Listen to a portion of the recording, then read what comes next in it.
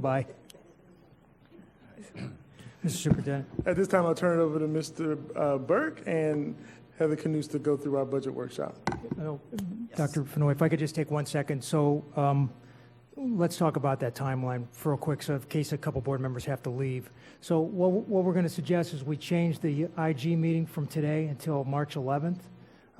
We have an open Wednesday. That way we can get all of this done, because I know several of you have to leave and we're going to probably lose quorum anyway. And you don't want the few of us that are left making all the decisions. So can we just have a motion to change the meeting to the 11th? Motion by Dr. Robinson, second by Ms. Brill. All in favor? Opposed? Motion carries 6-0. Thank you, Mr. Burke. Thank you, and good evening. We promise to be brief, be bright, and be gone, or at least Ms. Canoes will be bright. The legislative session's underway, and we're going to touch on some of the issues that could impact our budget. We heard yesterday some comments from the leadership on both the House and Senate side that this session may be extended. We don't know how long. It could just be a few days, like we've seen last year. We had a one-day extension. But the House and Senate have not yet agreed on budget allocations, and they need to set those allocations so that they can begin conferencing to hash out the final budget. So that's kind of the holdup. They're wrestling with some pretty big issues. You talked about the coronavirus earlier today. That's actually part of the puzzle now. How much money that could end up costing the state? And there's a renewed interest in maybe trying to strike a deal with the Seminole Gaming Pact, which might be worth the wait, because they could certainly use the money in the state's budget. So with that, I'm just going to jump into the legislation. You heard earlier from Mr. Oswald and his team about the industry certification changes. That could be a big impact to our schools, not in FY21, but in FY22. Right now, the schools through those programs generate about $8 million, and that could be devastated if those courses are no longer eligible for that funding. So we're watching that closely. The Family Empowerment Scholarships, this is the voucher program that was created last year. When it was created last year, there was a built-in provision for growth of 0.25% of the state's enrollment each year. There's now legislation to expand that to where it could grow 1% a year. The legislation would also open the eligibility a little bit more. Right now, it's at 300% of poverty level. That could move up to 325%. At the current level with a family of 4, you have to make about $77,000 a year or less to qualify. And you may recall, so this year we had 18,000 vouchers across the state. They were quickly used up, right? So the state sees this program as successful and they want to grow on it.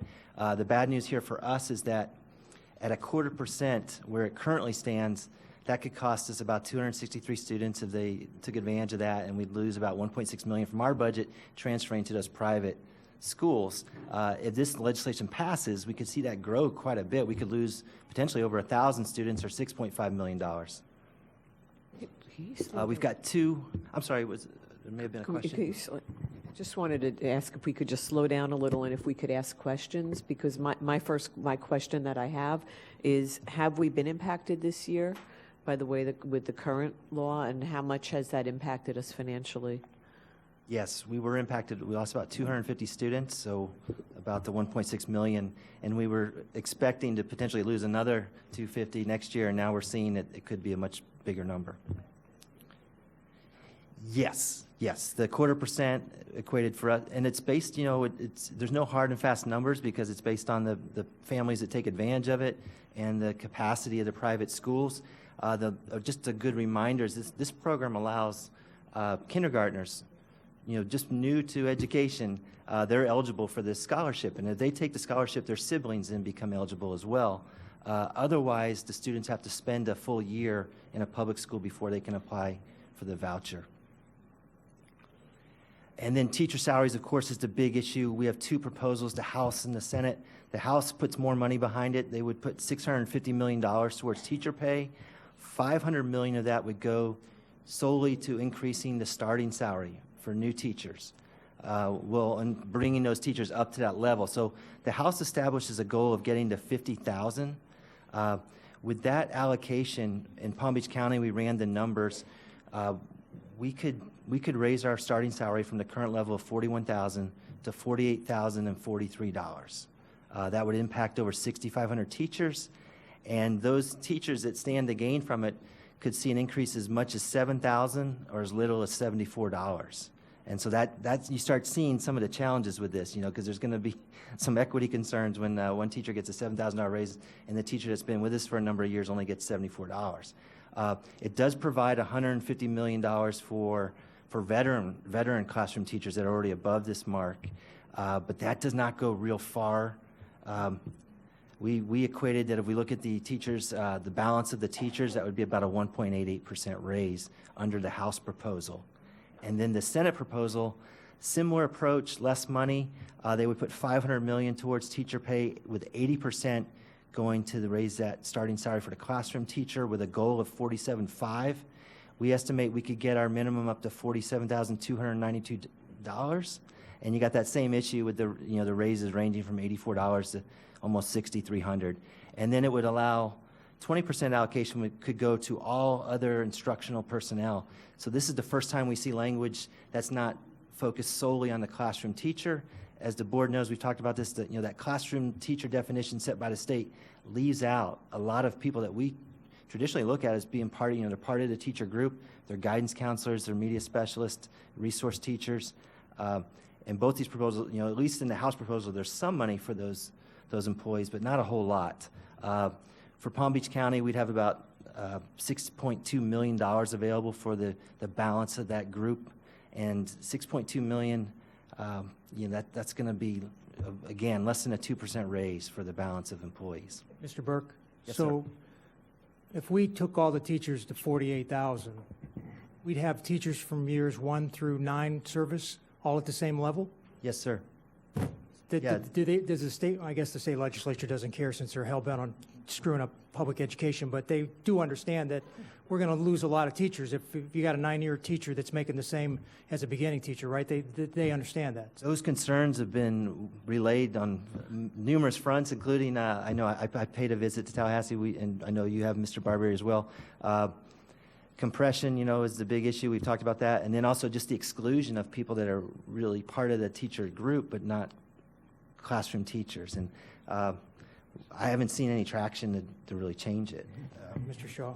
Mr. Burke, on this, the 6,500 teachers, what is the impact for charter schools? Would their allocation, does this number include all beginning teachers in the charter schools to receive this?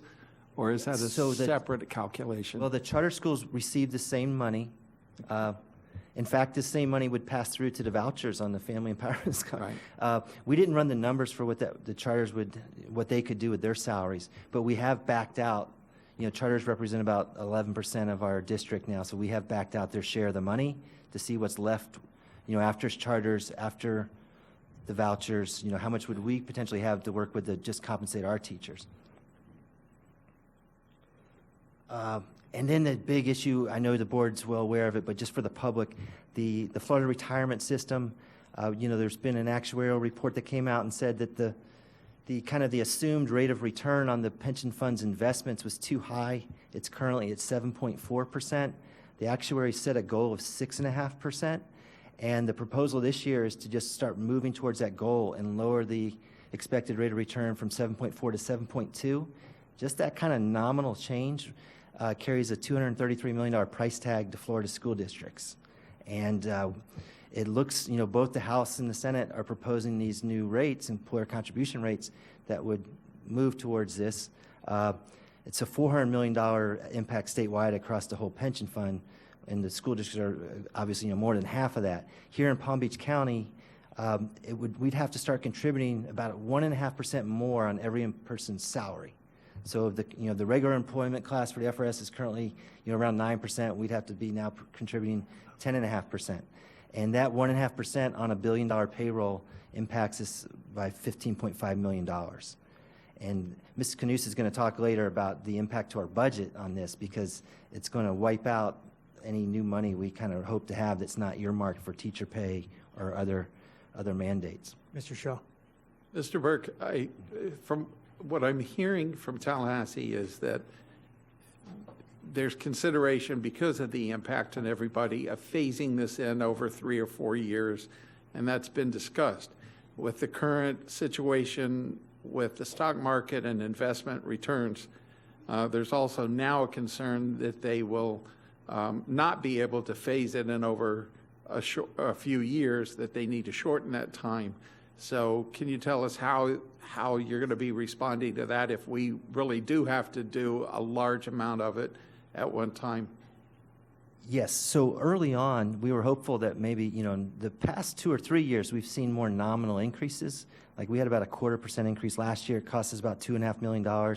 We worked that into the budget, and it didn't have a huge impact. It was something we had to deal with, and we've been on that path. We were hopeful maybe this year, too, they would take that similar approach where they kind of just, spread it out or take a slower approach to getting to their goal. But I have heard as of late that, no, they feel like the pension fund, there's also support in Tallahassee that this is needed for the pension fund, and that to avoid, any downgrade or any negative publicity around the pension fund, it's currently 84% funded, which is good compared around the country, but the goal is to get to 100% funded. And I've just been told by our lobbyists that this has a much better chance of going through than we initially thought, and that we should start planning for it. So what it's going to mean is that when we start looking at next year's budget and what's our capacity to provide salary increases, we're going to see a lot of our money is going to go into employee compensation, but it's not going to be in salary. It's going to be into maintaining their pension benefit. And I think we're going to have to, really start communicating that so people understand. So the incompetence of the State Board of Education in hiring consultants that didn't do a good job is going to be our responsibility now to fix. Is that basically what they're doing to us, right? They I hire would put it a little bit differently. Yeah. Don't put it differently. That's the truth. Well, no, but And Mr. Marr is back there, so he can publish that. I mean, they set the rules, and now they screwed up the rules, and now we have to bear the brunt of that, $15 million. I mean, it's... You have a hired actuary firm that's been doing these reports probably for a long time. Yeah. And their recommendations are not always upheld. And the legislature ultimately decides how much money they want to put behind it. Sure. So for years, they've stopped short of the actuary recommendation. And now it looks like it's got to a point where they want to start taking it serious and catching up. But the firms that do the actuarial reporting, I think they're probably fine. It's just then it becomes more of a political decision about what to really do with the information. Thank you. Thanks. Okay, and then these are just a couple, one's from last year, but around referendums, just a quick reminder, last year we had House Bill 7123, and we fought hard to make sure that at least our current referendum was protected, but any future operating referendum we now must share with charter schools.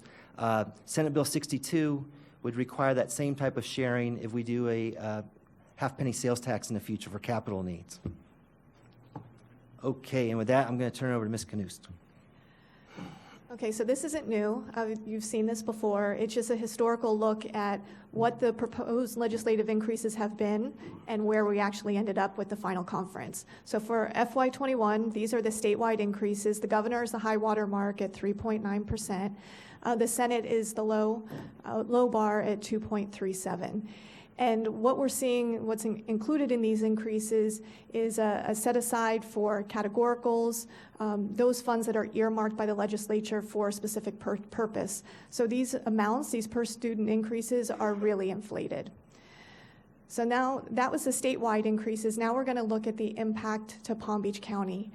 And so there's a lot of information on this slide, but we start with the third calculation, which is where we are right now, our current enrollment and current funding, and then we compare that to the governor's proposal, the Senate proposal, and House proposal. So I'm going to highlight a few of the items.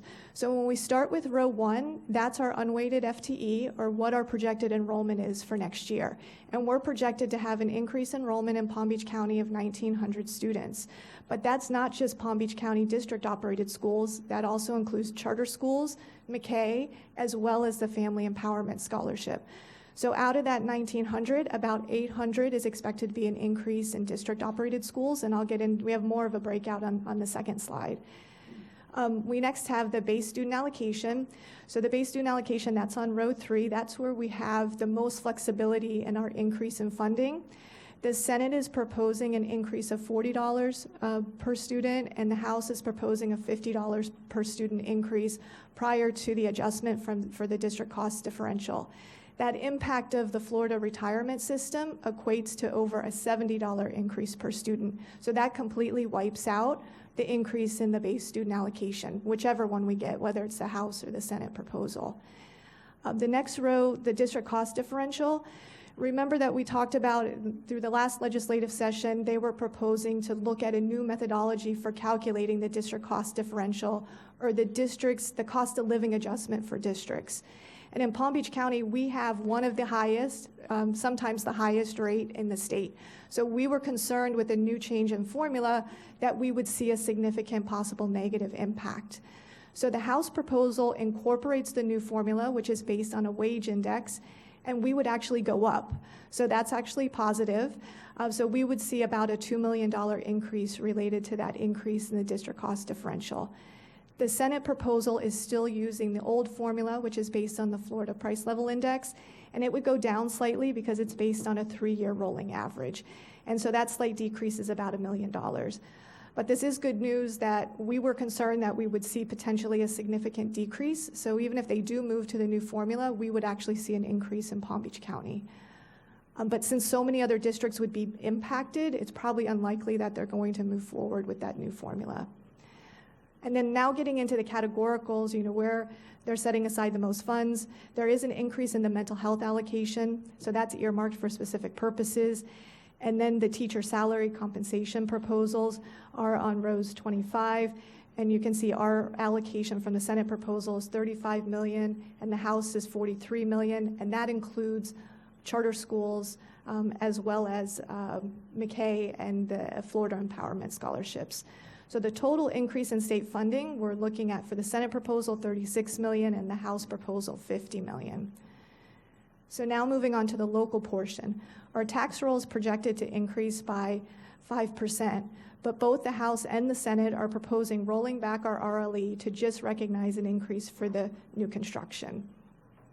And then the enrollment breakdown, you can see in rows 37 through 40, that we're actually now breaking out the enrollment so that you can see the breakout of the 1,900 between district-operated charter schools, McKay, and Family Empowerment Scholarships. So we're projecting that Family Empowerment Scholarships potentially could be about 1.9 million, but really it could be as much as 6.5 million. It depends on the actual usage and if they expand it up to the 1%. So including all the categoricals, the Senate proposal, it's $195 per student, or 2.42%. The House proposal is $264, 3.28%, but that's including those set aside and those earmarked funds. So really, once we back those out, we're back to a 1.43% increase for the Senate and 1.79% for the House. So we take that net funding that's available after backing out the amount that's going to go to charter schools and family empowerment, and we have to start accounting for what do we have to do, what do we not have a choice. So first off the top is going to be the FRS at $15.5 million. Then we look at the increase in those categoricals that we have to back out, and so this is our portion net of the pass-through to those other organizations. Then we have to take into consideration, we are getting an increase in revenue, so we have to increase our contingency to comply with board policy. We haven't settled our raises yet this year, but we do have to set aside an amount for those that will be settled as of and effective as of January 1st. We're going to have an increase in enrollment projected of 800 students, so we have to add staff, so that's about $2 million. So then what's left over is between $4 and $8 million for an employee salary bargaining reserve. So we've released our school budgets. We released those February 20th. My department is working in collaboration with Multicultural, ESE, Title I, and HR. We go out to each of the the regions, and we give the principals the opportunity to meet with us and discuss their school budgets. So we're going to be doing that over the next 2 weeks. We completed the department budget reviews last week, and we'll be presenting in more detail at the next Budget Advisory Committee on March 19th. But the department's worked very hard to realign existing resources for any items that really needed to be added in this year. And then for the capital budget, that's in process and will be presented at the May budget workshop. Okay, and then just to kind of start wrapping up, with our challenges, of course, the FRS is the major challenge. Mr. Tierney and the legislative team has sent out what they called an advocacy alert just to kind of raise awareness around that. Our hope is that the state would put some more money behind it to help districts to cover the cost of that. And, we're not optimistic, but that would be our ask if we can get some movement in Tallahassee. We're going to have a big chunk of our money is going to be carved out for these teacher salary considerations next year. Mrs. Canusis kind of talked about the enrollment. It looks like, we still have positive enrollment, which is good. The school nurse program, we just recently were advised by the healthcare district that they're getting ready to develop their budget for next year, and they're looking for creative ways to contain costs around the school health program, which funds a big chunk of our nurses in our schools. So I did have some conversations with them about how much are they looking to try to save, and it's over $2 million. And we need to dig into this a little more and see what options we have and what creative approaches may look like. But if I just have to put a dollar amount on it, potentially if we wanted to keep everything we have, that could cost us a couple million, 2.2 million or so to keep what we have currently in our schools. The number low 300, we watch that every year to see how many schools we have to extend a day for. And our tax roll, the projection versus actual, the rest of these are kind of the normal ones on the list. We're going to have, I know Ms. Paul and I will be here in a couple of weeks to talk about the referendum update with construction. And one of the things we are concerned about is the rising cost of construction and the impact on the capital budget. So we'll be digging into that quite a bit more. And then our timeline, we're about halfway through, I guess. We're working towards final adoption September 9th, and we'll be meeting more with your advisory committee and having more board workshops along the way. It's still happy hour, so questions are 2 for 1 on the budget workshop. And with that, we're ready to wrap it up. Dr. Robinson. Okay, so first let me say, Mr. Burke, next time when I start going off, I need you to just come and clean up what I said and say it in, like those nice words you have, right? Okay. I see all these challenges, but keep in mind, please, that whack-a-mole effect, that whole thing that we've been doing for years, where we have a school that the school grade falls or they're in the low 300 and we send additional resources in, the grade comes up, they get off the low 300, we remove those resources. Somewhere we have to get some balance in there because, we know the blessings that children are coming to school with. We know what we have to do if we're going to talk about equity. Part of that is reflected in the budget. And so, I just would ask that we keep that in mind as we bring recommendations forward so that we can try to stabilize schools. Thank you. No other questions? Thank you. All right, thank you. Thank you. Motion to adjourn the workshop. Motion by Mr. Shaw, second by Dr. Robinson. All in favor? All opposed? Motion carries 5-0. The record should reflect that Mrs. Andrews has left and Mrs. Whitfield also is no longer with us on the phone. We need to call the meeting to